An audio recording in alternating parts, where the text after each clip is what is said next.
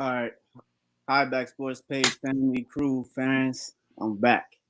Tyrone Starworth with Back Sports Page. Today we have, special guests Ron and Tommy. Uh, you know, help us talk about sports today. Then we also have Jared Zero. You can find all these guys' content at backsportspage.com. Well, and I'm ready to get into the show and talk about sports. Let's So do I'm it. let these guys speak their piece. Let's do it. Man, it's so nice to turn on the TV and have sports to watch. I got to watch the Celtics today. Granted, they lost, but I really didn't care. It was just nice to watch sports. Yeah. You guys watched it? I didn't watch it. I watched the Celtics game. I watched a little bit of the Portland Trailblazers game yesterday. I watched some baseball. It's just like it's been nice to turn on the TV and I see sports in front of me. No, for sure. I think it's almost like, man, it's like, they say like baseball is a national pastime. It's just like, it's the kind of thing that you can sit down and enjoy. I mean, especially if you're a baseball fan, but like when you can come home from a long day of work and know that there's sports back on and just be able to tune in and it doesn't even matter what team is playing, just watch a game. It's like the best feeling. It's like we've all missed it for so long, and now we finally don't have to watch like reruns or like, throwback games or something like that. It's finally good to actually have something to root for. No, I agree with that. It's like the crazy part is we've only been without sports for what, 3 months? Yeah. And this 3 months has felt like forever. Just 3 months. Yeah, exactly. Just 3 months. That's what it feels like, to be honest. But god damn, I'm so happy. How did they look though? I didn't get a chance to watch it. So how did they look? So it was weird. So like, since it was just a scrimmage for the Celtics and OKC, both teams had their starters out for the first like 15 to 17 minutes, and then it was the rookies and their bench the rest of the game. And in terms of how they looked good. I mean, the only problem was the Celtics don't really have an actual center. So Yeah. Steven Adams was taking full advantage of that. But other than that, I mean, they looked fine. So, but in Portland looked pretty good from what I saw. Melo and Dame looked good. So, it was good to see Yusuf Nurkic came back because I live in Indy, so I was watching the Pacers. They played the Pacers and everything, and Oladipo got to play too. We saw him. I was excited about that. Yeah, but it's that whole situation. I feel like there's something that we don't know. The whole, he's going to go to Orlando, but he's not going to play, and now he wants to play, and the coaches want him to play, but he's not 100% committed. It's definitely an interesting. I as a Pacers fan, it almost feels like there's something that either Kevin Pritchard, the GM, isn't telling us, or Nate McMillan, the coach, isn't telling us, or even Oladipo isn't saying something is keeping him from fully committing to playing.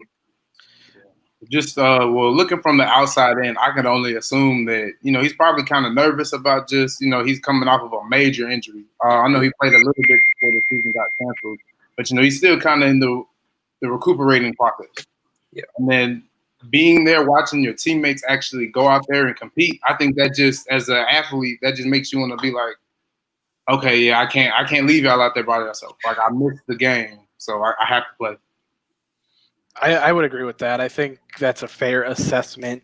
Yeah, I mean, if I was Oladipo, I'd be nervous to play too.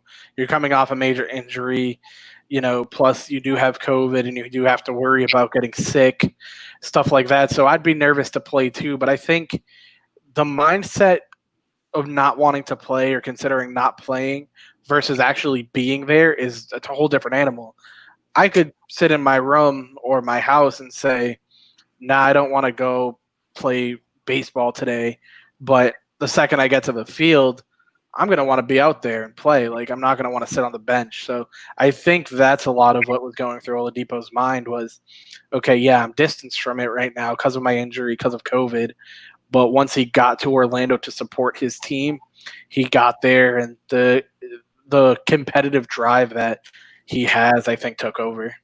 Oh yeah, and I mean, especially the thing is, I think for most Pacers fan is we had Paul George, and he had that devastating knee injury, and he gets traded, and then you have Oladipo come in, and he's all about, oh, this is my city, this is my team, and it's like he gets hurt, and next year's his contract year, and it's just like, man, are we ever gonna find that guy, like Reggie Miller, who's gonna stay here for a while and not get hurt?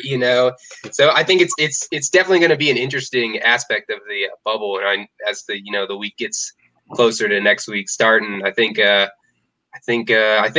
do think he'll start to come out and be like, yeah, I'm ready to play, which will be good. It'll definitely be exciting to watch. Yeah, I think what we're going to see right now with a lot of the scrimmage games that we have up until the 30th is going to be a lot of that. We're not going to see a lot of the star players. So, for example, Kemba Walker didn't play for the Celtics today, and I don't think it's because he's not healthy enough, even though that's what the narrative is. I think it's just they don't want to risk it. They don't want to risk re-aggravating the injury. So the longer they keep him out, the better. I'm going to assume Kemba's practicing with the guys every night or whatever. I'm assuming he's at all the shoot-arounds. I mean, he was on the bench today, like for the team. So I really don't think that it's his injury that's keeping him off the court. I think it's just they don't want to potentially re-aggravate it, and because he is such a key piece to that offense, they want to keep him off. Yeah, I don't blame them if that's the plan. Now, how long do you expect teams to, have rotations like this? How many games in? I mean, you can think about it like the football preseason, right? Yeah. You get 2 full games of all the rookies. You get game 3, which is half the starters, half the rookies, and then you get game 4, which is full starter. So I think you're really going to see a lot of. I think you're going to see a lot of this half and half, this 15-minute, 25-minute, however long the time difference is from the starters to the rookies, up until what's today, the 24th. So I think you're probably going to see it up until like a day or two before the team actually plays, and then you're going to see a lot more minutes for the starters. All right, I can agree with that. Yeah.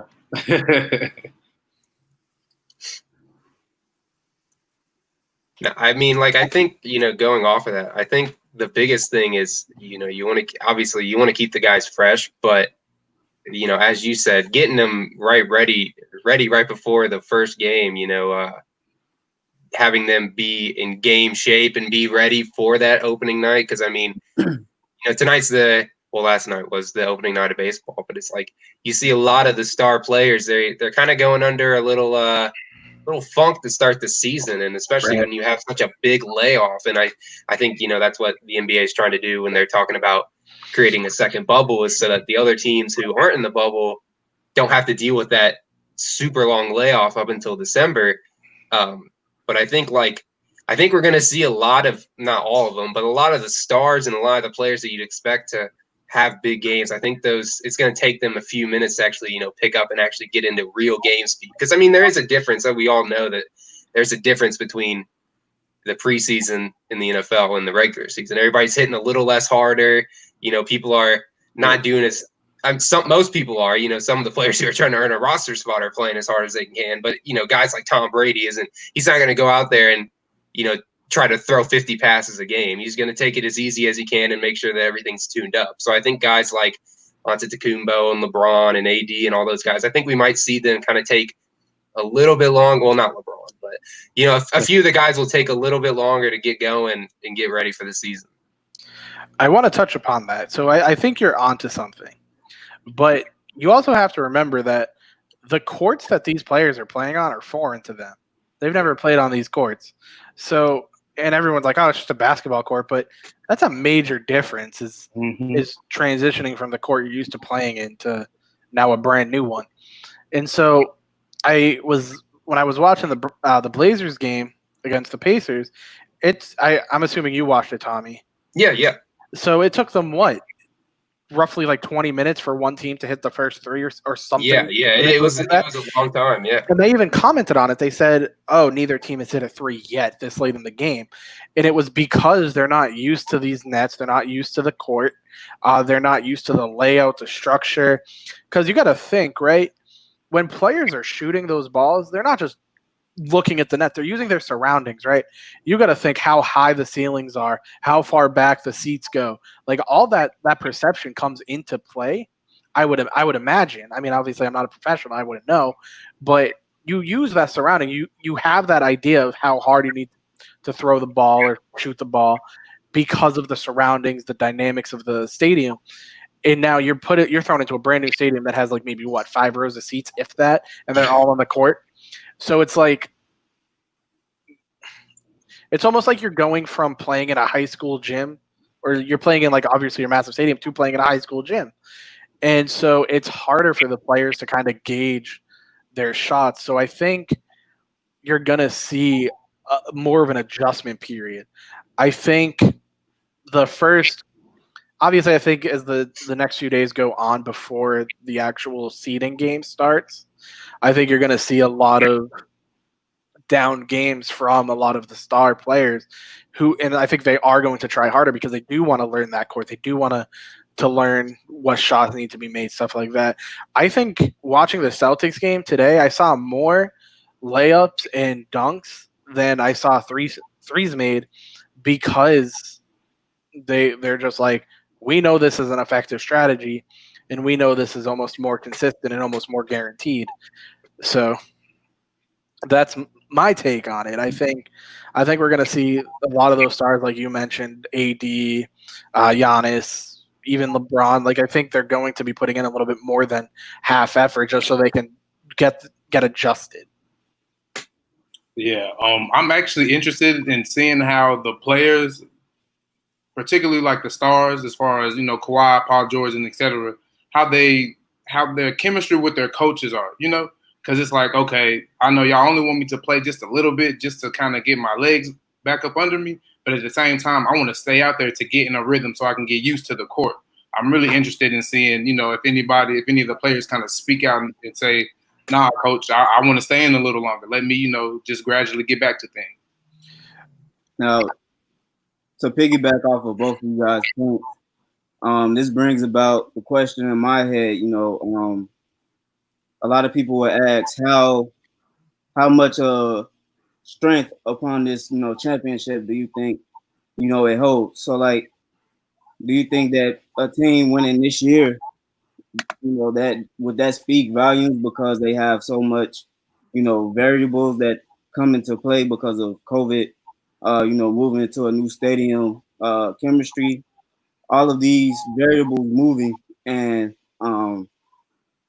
would you say that this championship means more or it means less because it wasn't a smooth transition from regular season to playoffs to figuring out who wins the championship?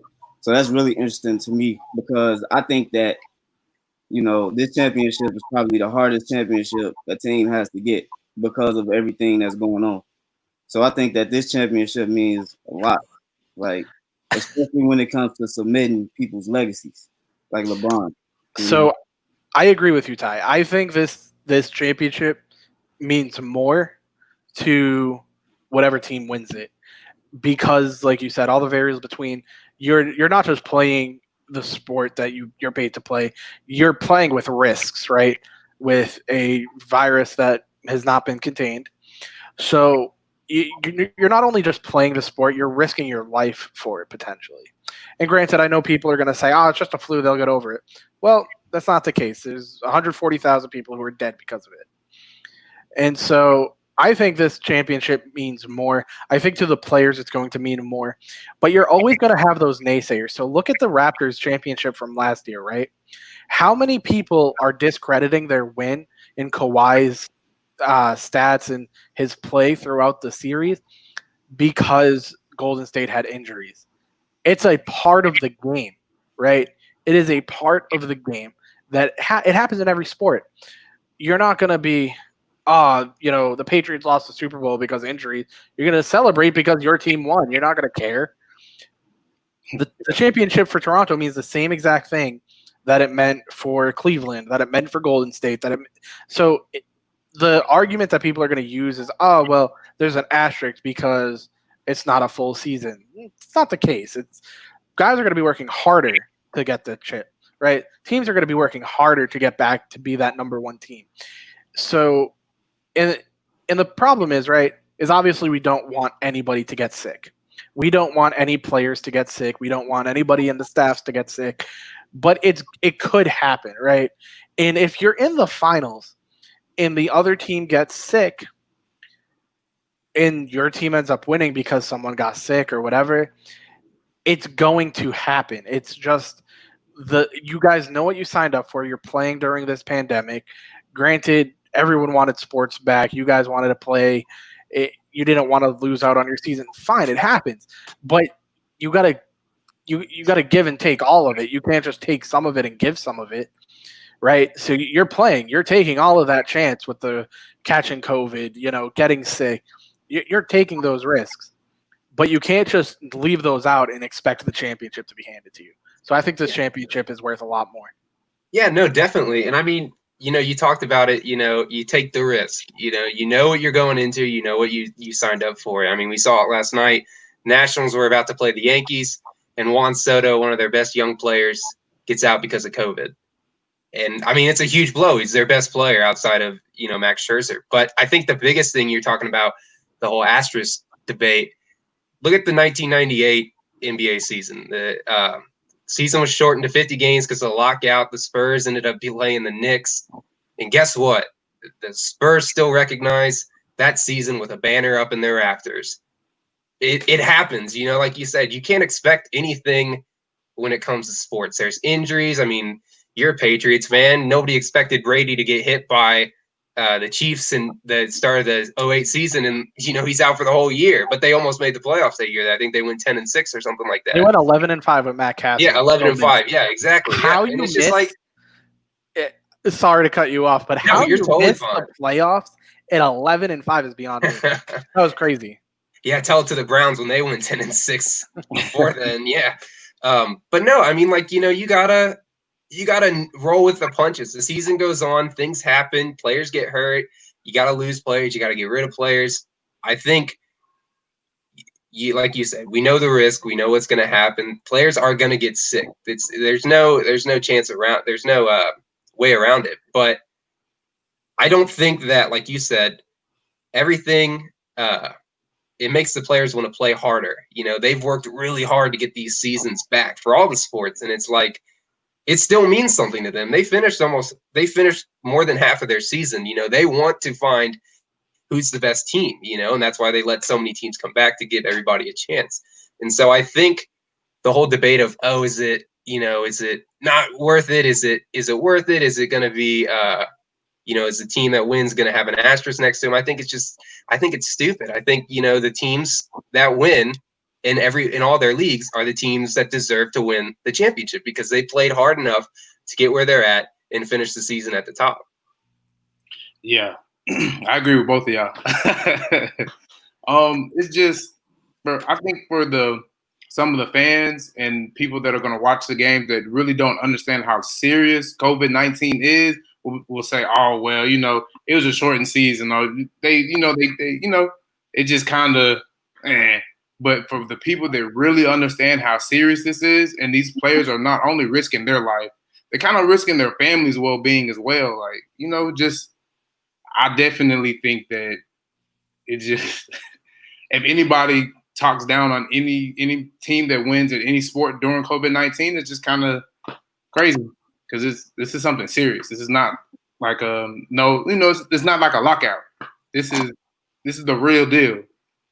Like Jared said, a lot of people have died from this. This is no game. So like I said, I agree with both of y'all. So to tie this kind of all together, right? So a lot of people are thinking, oh, the NBA, whoever wins is going to have an asterisk, right?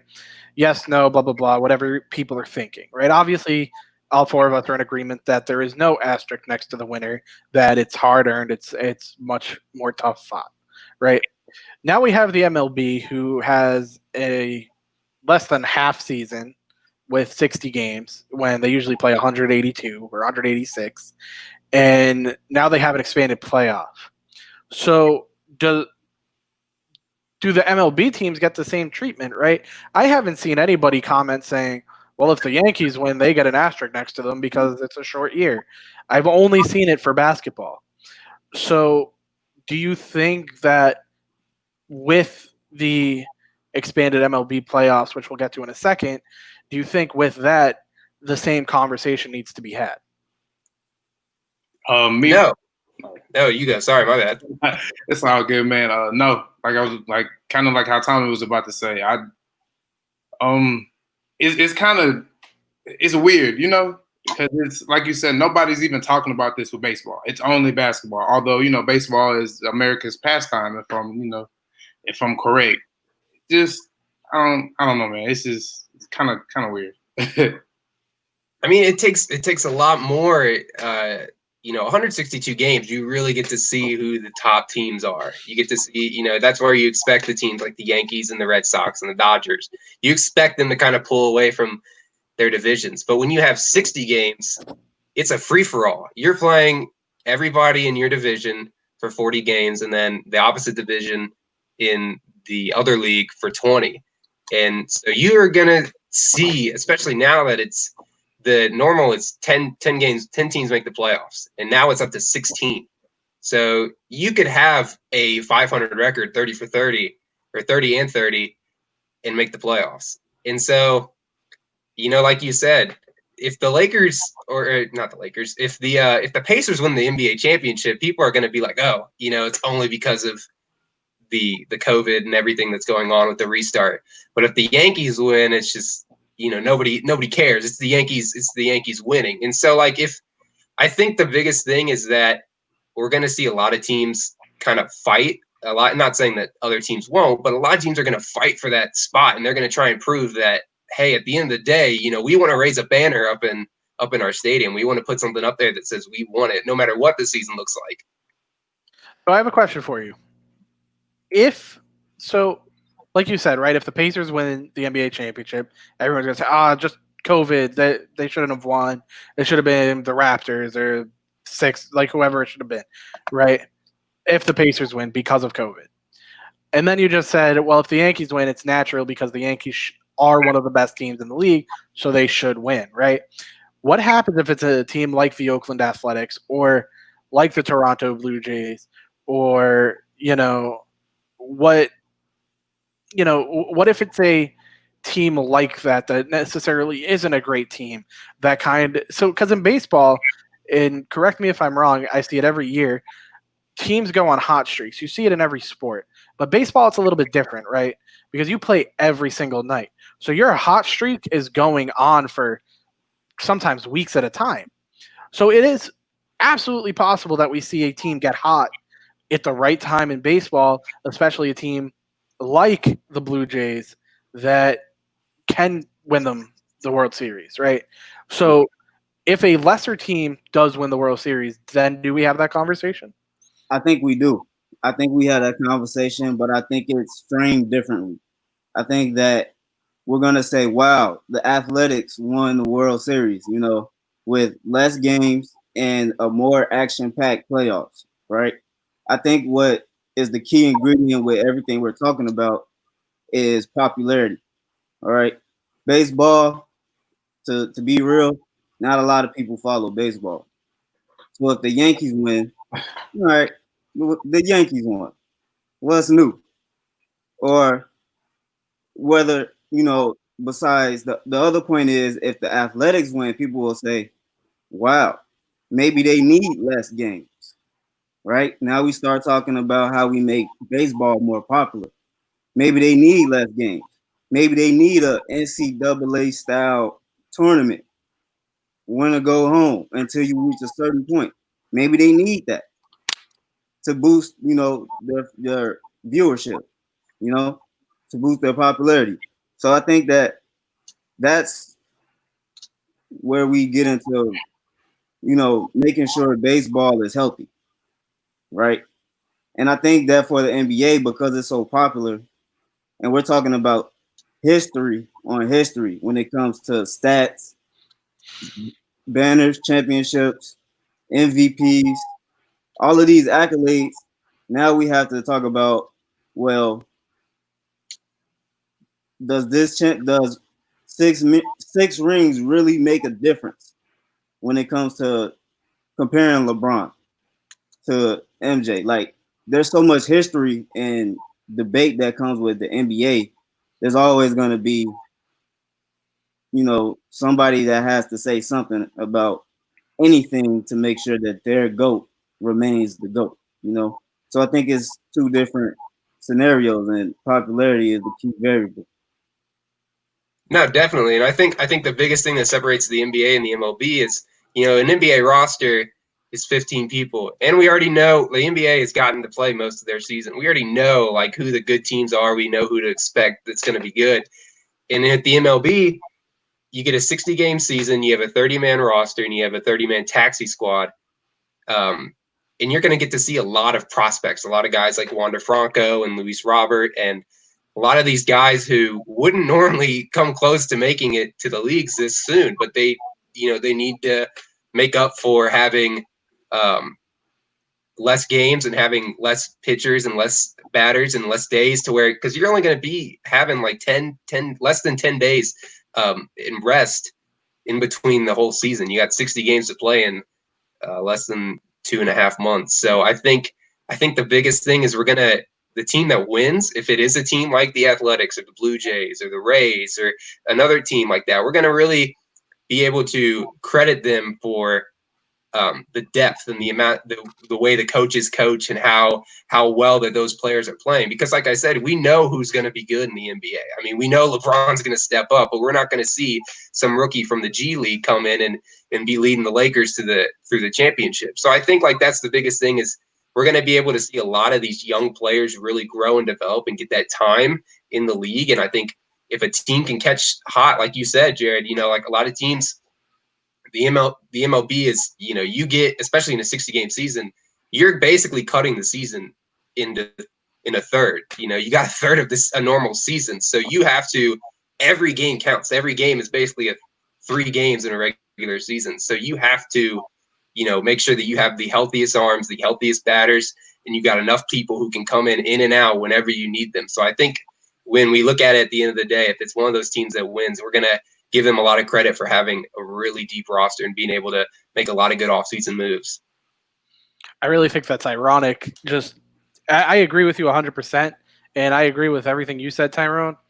And I just think it's kind of funny that for one sport it's a negative, but for the other sport it's a positive. And it's crazy kind of how that works, but I mean, I'm not going to get into it. But Tommy, as someone that watches a lot of baseball, with the expanded playoffs, do you think that's something that is going to stick? So I know normally we got 10 teams. This year we have 16.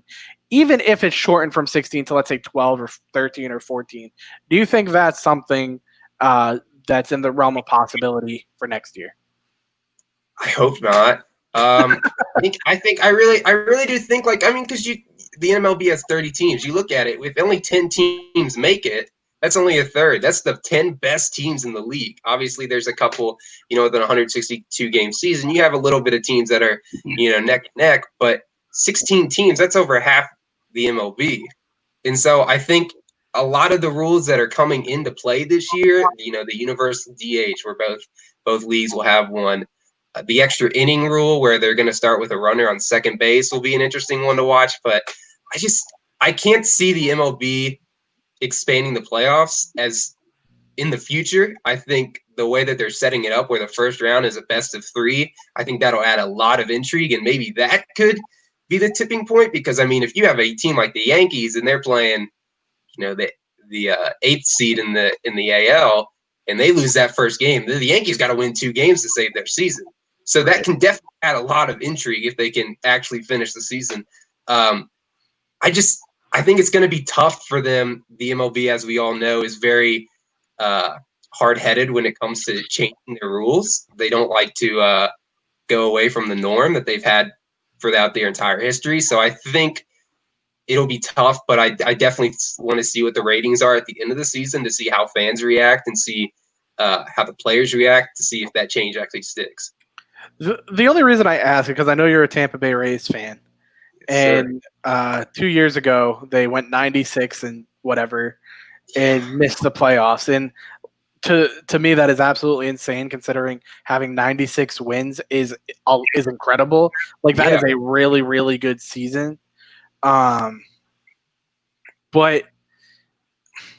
it's hard to explain. Like you have all that going on, and so I feel like with the MLB, if you do have 12 teams, it makes room for teams like the Rays.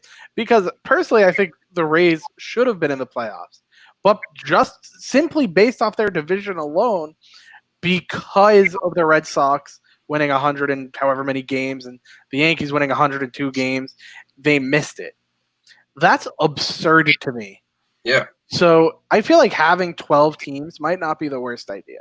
I don't know. I think I'm on Tommy's side, man. I think that that happens in any sport. In basketball, it happens. Football, it definitely happens. Like take the NFC North for example. They have 3 playoff teams in the NFC North, and it's like only one can really put their ticket in by winning the division, and the other one has to fight for a wild card. But then you still have a playoff team that doesn't make the playoff. So, and I mean, like that's the thing is like, oh, sorry to interrupt you, LeRon. I think the thing is like going back to the whole every game matters. Especially you're talking about the NFL. You hear a lot about teams who are 1-7 in games decided in the last 2 minutes or something, and it's like that is what that's what matters. You got to play every minute of every game, and especially in a 60-game season. That's where it's going to come down to, if you're 33-27 and a team below you is 32 and 28, sorry about your luck. You're not going to make it. So I think that's where that comes in play.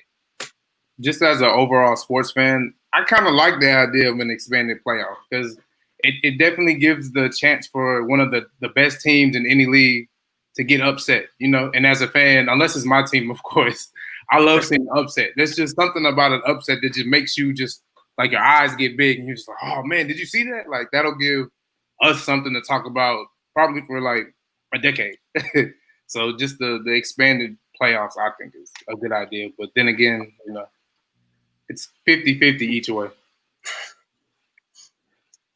all right, I can get jiggy with that. Right. That's what I'm saying. It's like it'd be crazy to see the Rays be like, oh, look, we're actually just a really amazing team, but we don't get the recognition because we're in the same division as the Sox and the Yankees. So let us go to the playoffs and wreck them. I think it depends on the sport. I'd agree to that. Football because now you're adding games to the season, But yeah, I mean, speaking of football, I just got the notification that Alex Smith has been cleared to practice, and it also kind of coincides with Washington football team, so they're no longer the Washington Redskins. Tyrone, you and I talked about this a few weeks ago, and we had the debate. You're like, this is going to take years for it to happen. I'm like, it's only going to take a few weeks. And I just want to hear it out of your mouth. Can you just say that I was right real fast? Your faith in humanity definitely has made me have more faith in humanity. NFL got it done. I got a little bit of investment into humankind, So let's just talk about it real fast. What do you guys think the name for Washington is going to be now? You can't, they're Washington football team. I honestly kind of think it's ironic, and I think they should stick with it. It's just so bland and awful. It kind of very, very Washington is. Yeah. Not too much of my team now. Not too much. But as a fan, I like that they got rid of Redskins. You know what I'm saying? Because of everything that is behind that's behind the term. But it just seems rushed. It's like, all right, well, we can't come up with anything now, so let's just give people something just so they'll shut up. I've never changed the team before, a name, a logo, and everything. But I'm pretty sure it can't be that hard. You just get a group of people together. Everybody pitches out ideas. I know I'm kind of big into social media, and even people on social media have suggested names, like under like Sports Center or NFL, like on the Instagram and Twitter pages. So I just don't see the.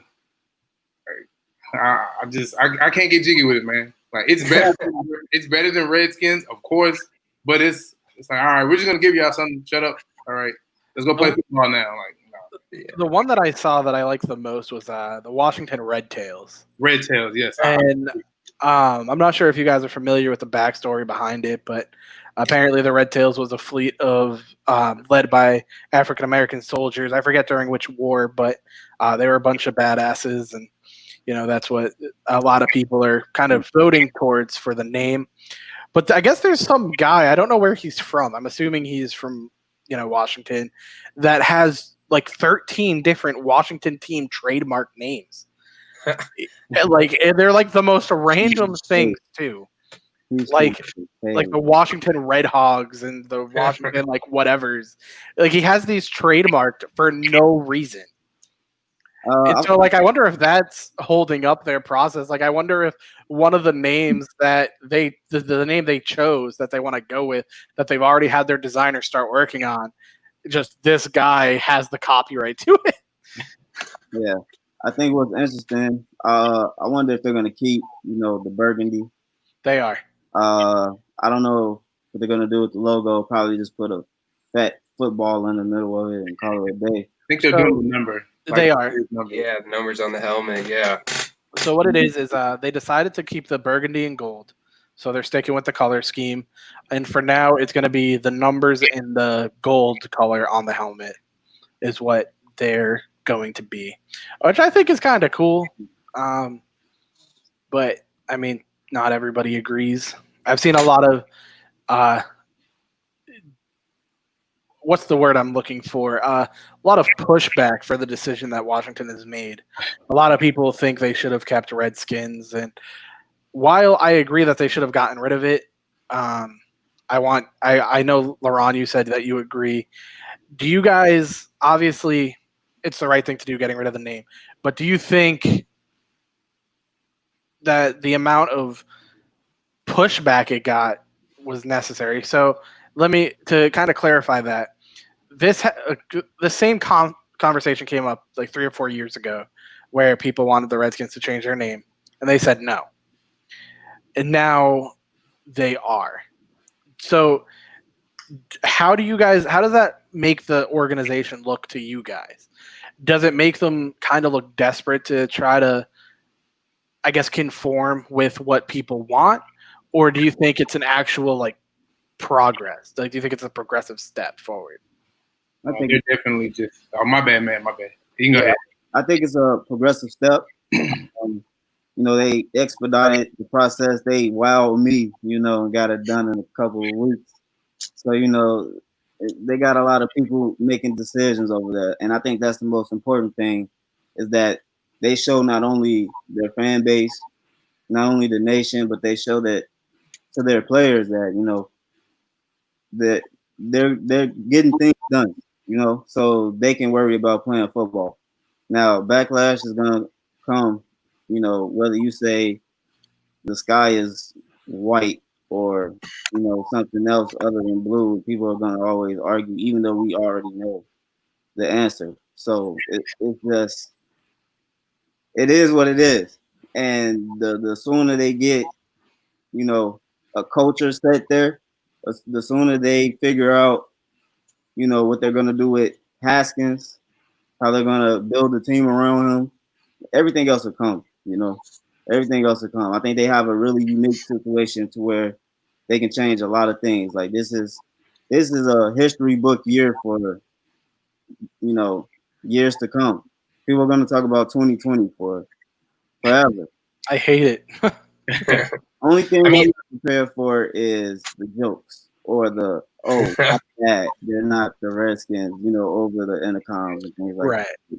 Yeah. I'm not prepared for that. I think they're gonna go overboard. The memes are gonna go crazy.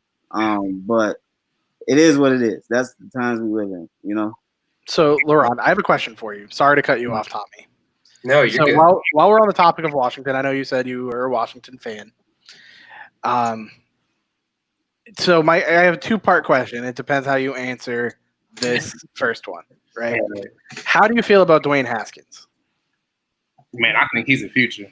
At least for Washington, I think he's a future. I think everybody's really just kind of sleeping on him because he didn't go to the Giants like everybody thought that he was going to, and he's just got to give him time to progress. If I'm not mistaken, the game that he got injured in against the Giants, he was doing pretty good. If I'm not mistaken, he had at least 200 passing yards and 1 touchdown. Probably was going to have another touchdown, but we don't know for sure. But he's definitely making progress, and you just have to. It's still his first year. He hasn't even played a full season yet.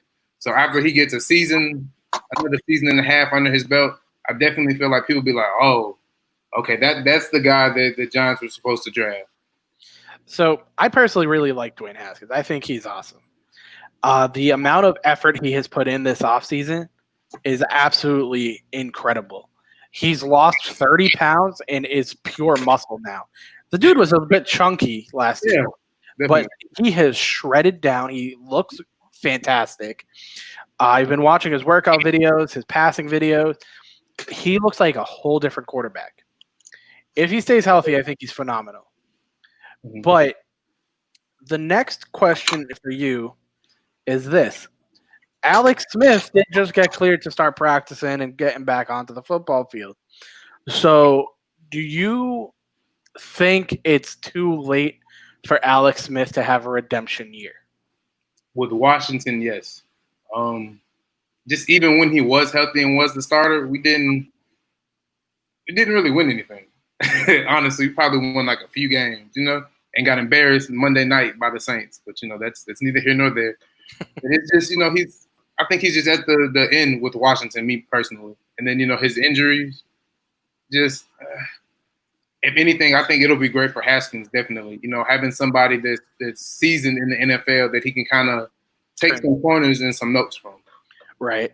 And that's, kind of where my gripe is, right, with Alex Smith.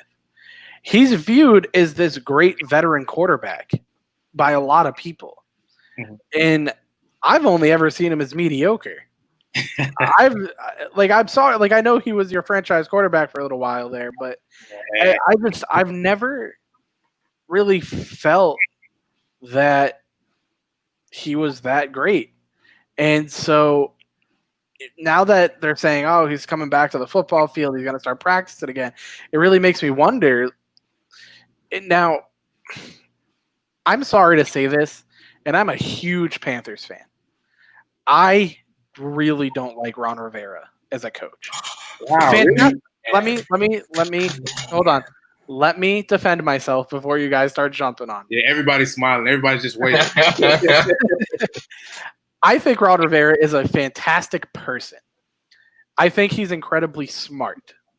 And I think he is – it's kind of contradictory, but I think he's a great coach, but I don't think he's a great head coach. So he's super defensive-minded, right? Similar to Bill Belichick. But he doesn't have – or even when he was in Carolina, he didn't have the defense that Bill Belichick had, so he was never able to have that type of game. And we saw it a lot with Cam Newton and the Panthers, right? Cam in 2015 went off. 15-1 MVP season, made it to the Super Bowl, right? And Cam was the one leading that team. He was the one making those decisions on offense. He was the one leading those guys, right? Then the next season, you see Ron Rivera kind of try to rein him in. And it didn't work, and it kind of hindered the Panthers. It held them back a little bit, right? You saw that a lot with Cam. You saw that especially towards the end of Ron Rivera's tenure in Carolina, right? And then he goes to Washington, and he trades for Kyle Allen, who was his starter last year because Cam Newton was out. So the reason I don't really like Ron Rivera is because he's been I don't want to say bad, right? Because the term bad isn't correct. He's had poor decision making in games, especially important games, right? There should have been times he should have taken touchdown or timeouts, or challenged to play or whatever, and he just didn't. And I don't know why. And you don't see those little mistakes often by a lot of the other who are considered top coaches. And I know Ron Rivera is considered a top coach. I mean, he, for what it is, like, he did pretty good. It's just you don't, those little mistakes almost remind me of like 2 years ago, 3 years ago, Andy Reid. Andy Reid was on that like brisk of being one of the greatest coaches in the league right now, but he made those little mistakes. He wouldn't call the right timeouts. He wouldn't challenge certain plays, and it would always lead to the Chiefs leaving an early exit in the playoffs. Mm-hmm. So that's my gripe with Ron Rivera.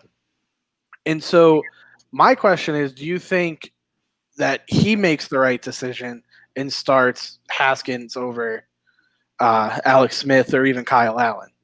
Yes. Yeah, I definitely do. I think, and I'll disagree with you on this one, but looking back at that 2015 Panthers team, the one that went to the Super Bowl, they were a top 10 defense in the league. With Thomas Davis and Luke Kuechly and of course Josh Norman. I think we were talking about Alex Smith. He is going to be a good veteran to have. His last full season with the Chiefs, he had 26 touchdowns and 5 interceptions. He was really consistent. Obviously, they, as you mentioned, a quick first-round exit. I'm pretty sure that was the year Mariota beat them in the playoffs. I could be wrong on that. But Rivera brings – the thing that I think is good about Rivera is he brings a really good culture. Mm-hmm. You want that kind of coach. And I think the toughest thing that they have, and we were talking about – I'll backtrack a little. We were talking about the name change switching to Washington football team. I think that is definitely kind of them releasing that is kind of press so that they don't have to focus on their owner, Dan Snyder, coming out with, or not coming out, but getting all these sexual abuse allegations and all the allegations of stuff that went on with the former head coach Jay Gruden. I think, yes, I agree with you. Ron Rivera has had his moments in games, but I think if they got rid of Dan Snyder and just started over, you got a young rookie in Haskins, you just got Chase Young, 2nd overall, who I think is going to be a Hall of Famer. I mean, the kid can absolutely flat out play. I think that'll be a really good culture change for them.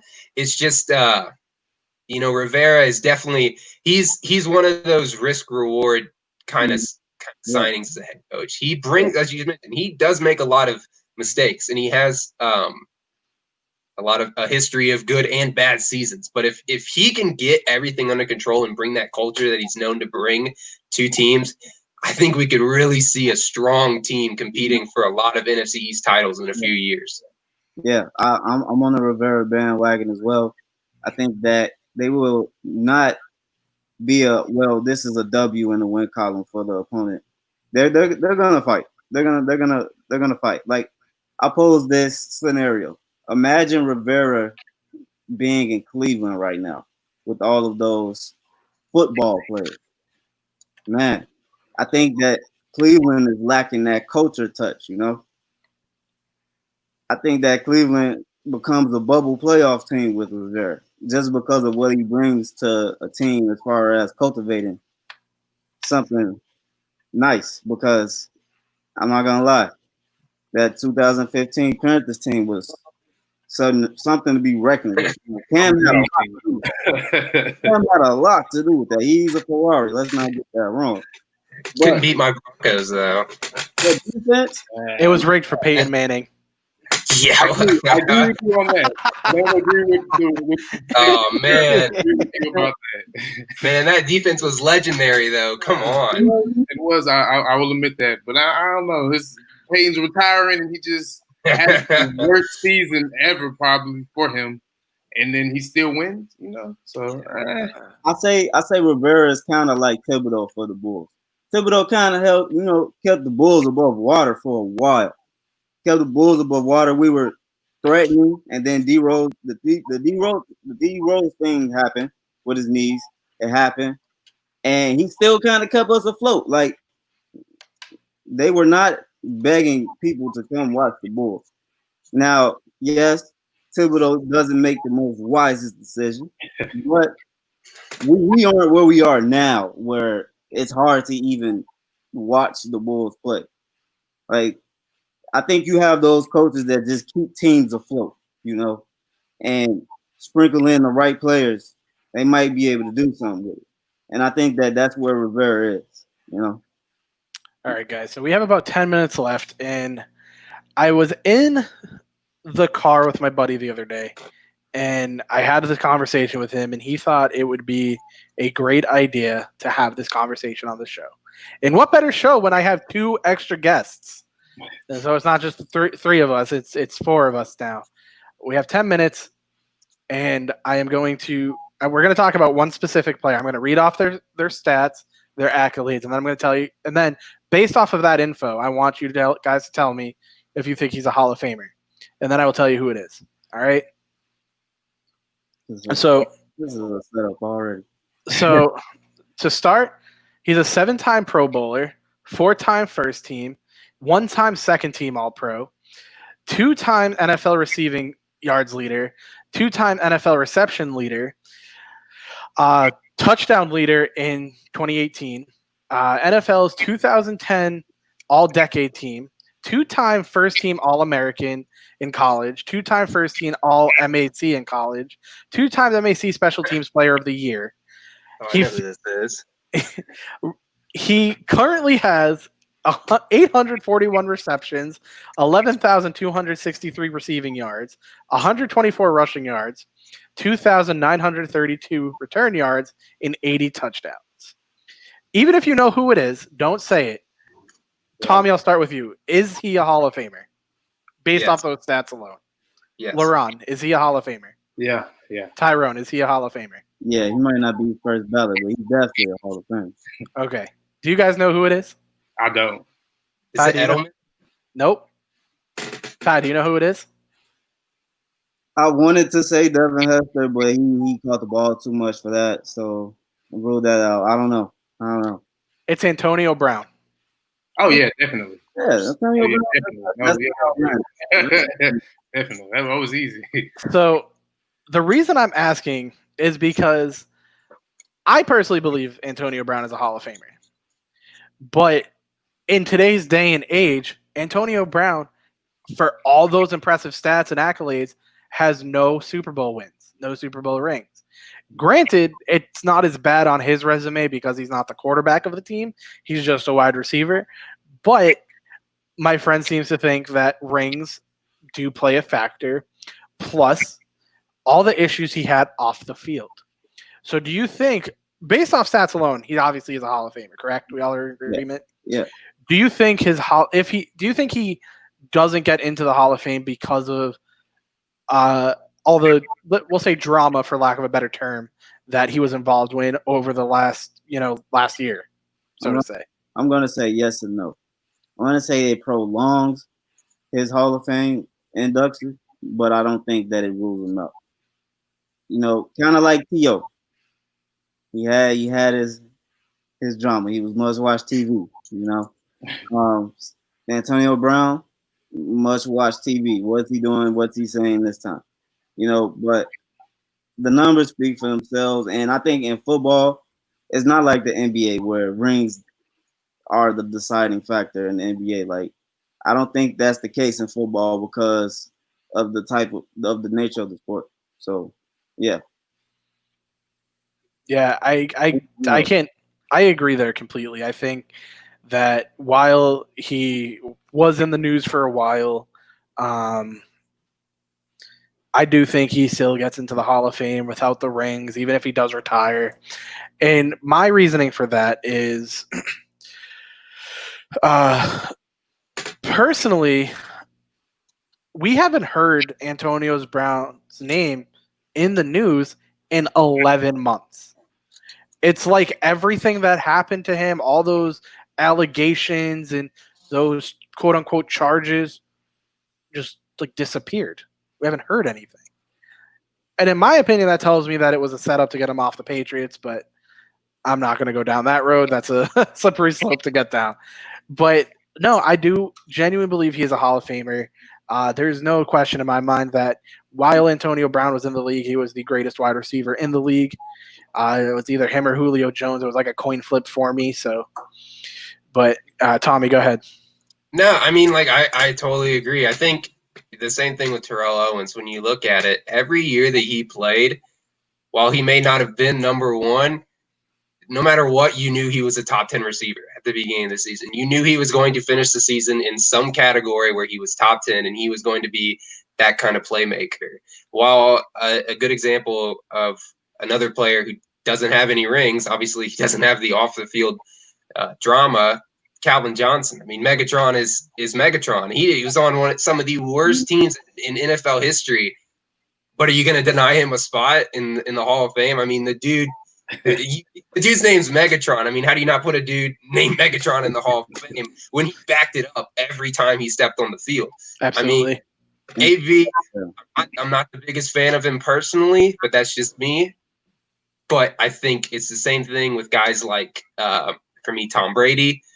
And, just there's a lot of players in the league where it's just like, I don't like them personally, but you cannot deny the fact that when they stepped on the field, they were, if not number one, they were definitely number two on the field, the best player there. So I think for sure, even if he doesn't play, I think we'll see him back in a few years, if not within the next 2 years. But I think even right now, his case is too good to pass up for a Hall of Fame spot. All right. It's crazy because I just talked to somebody about this. Excluding the off the field issues, he kind of reminds me of Ocho Cinco a little bit, just as far as Ocho Cinco's my and on, just how he is on the football field and just dealing with football. Like, just because of his antics on the football field, people are saying, oh, he's this, oh, he's that, but he's a great player. I see nothing wrong with, throwing a fit, I guess I'll say. Like, it's not, I'm not, if I was an owner or a coach, obviously I don't want to see that. But, I mean, if you're making a valid point, then, I mean, it's kind of hard to deny it. Like, okay, you're the best receiver on the team. You are absolutely right. You deserve the ball more. So, yeah. And go ahead. I was just going to say, I honestly hope the Patriots pick him back up again. I would love to see him and Cam together. I think that will be amazing. And Bill Belichick is known for just pulling stuff out of a hat. He's like a magician. He'll just, oh, this is AB. I bet y'all didn't know that I was talking about. So, no, but before we end, because we only have a couple minutes left, I genuinely believe that hit Vontaze Burfict laid out on Antonio Brown a few years ago is really what caused this spiral. And while it's hard to tell, it seems pretty obvious that he has onset of CTE and some sort of something because of that hit. And if anything, you kind of just have to feel bad for AB at this point and hope for the best for him. But you don't feel bad, Ty? I don't know, man. I don't think he has offset symptoms of CTE. Like, I just think that's how he is, man. Like, some guys actually, some guys are just wired differently. You feel me? Like, I wouldn't going crazy. Like, I think that's where you start getting into building an image for someone. I'm going to have to disagree with you for one reason, Ty. So, Tommy, do you remember what year that was that hit took place? I believe that was the 2015 playoffs. Yeah, wildcard game. Okay. So if you look at any interview before the 2015 year with Antonio Brown, he was able to string together very coherent and intellectually sound sentences, right? He sounded like a professional. He was humble. He didn't care. And he had already proved himself at this point. But he sounded great. And then that hit happens. Time goes on. He takes more hits. Now, you can't understand 10 words coming out of this guy's mouth. There has to be something wrong. But there's really no way to definitively prove that. But, yeah, I mean, I don't know. What are your guys' last thoughts? I mean, I mean, I think the biggest thing is, whether or not he did all the stuff that came out about him, I'm not going to excuse that if he did, but I think the biggest thing is if he does have problems, I think the NFL needs to help him get help to where he can be back to being a good member of society. And I'm not saying that's not what he is now, but help him get to where he's feeling good on his feet. And then we can start worrying about, getting him back into the league and getting back to that star that we know that he can be on the field, that he's shown to be. So I think that's the biggest thing is the NFL or somebody needs to help him if there is a problem there. Just help him get back on his feet and be back to the guy that a lot of Pittsburgh Steelers fans love. Yeah, I guess we're gonna have to figure out the next episode of Dragon Ball Z. Yeah. So, guys, like Tyrone said, find out more about Antonio Brown and what he potentially holds in the future on the next episode of Dragon Ball Z. But no, for real. Thank you guys so much for joining us, Tommy, LeRon. I genuinely appreciate it. We're just about out of time. So for everybody watching, again, follow us on Back Sports Page. You can find us on backsportspage.com. You can find Back Sports Page on Twitter at Back Sports Page. Find them on Instagram, YouTube, Facebook. You can find me at JournalistJ0 on Twitter. Ty, tell everyone where they can find you. And then Tommy's LeRon. They can find me on Instagram at Ty_Talk Sports. You can find me at Facebook at Tyrone Starworth. And yeah. You can find me at my Twitter, TommySmith1515. I tweet a lot about the Rays and the Broncos. So if that doesn't bother you, be sure to get my high quality opinions. All right, now everybody, they can just follow me on Instagram. It's Ron Massey with an _. And that's about it. Awesome. And again, everybody, don't forget to check out all the great podcasts Back Sports Page hosts. You can find us, the Trifecta, on Spotify. You can find us on Apple Podcasts. You can also find other tons of great shows. To name a few, we have the Zero Technique Football Podcast. We have Exit Velo. We have the Hardwood Huddle. So we have a ton of great shows. Again, everybody, don't forget to check that out. And we will see you guys next week.